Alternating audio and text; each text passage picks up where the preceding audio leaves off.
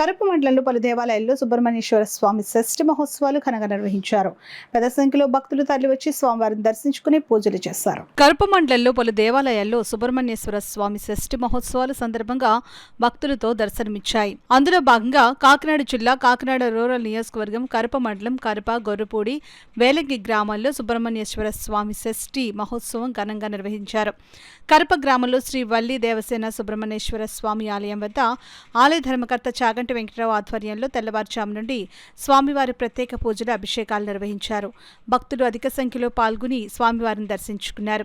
అదేవిధంగా కరప జాతీయ రహదారిపై ఉన్న సుబ్రహ్మణ్యేశ్వర స్వామి భారీ విగ్రహం వద్ద చిక్కల దొరబాబు ఆధ్వర్యంలో సుబ్రహ్మణ్యేశ్వర స్వామికి ప్రత్యేక పూజలు నిర్వహించారు. అలాగే ఈ ప్రాంతంలో నూతనంగా నిర్మిస్తున్న శ్రీ కాశీ అన్నపూర్ణ అమ్మవారి ఆలయం నిర్మాణ పనులు పూర్తి చేసి ఫిబ్రవరి 26వ తేదీన ప్రారంభోత్సవం చేయడం జరుగుతుందని అన్నారు. అలాగే గొర్రపూడి గ్రామంలో వేంచేసి ఉన్న శ్రీ వల్లి దేవసేన సుబ్రహ్మణ్య స్వామి ఆలయం భక్తులతో కిటకిటలాడింది.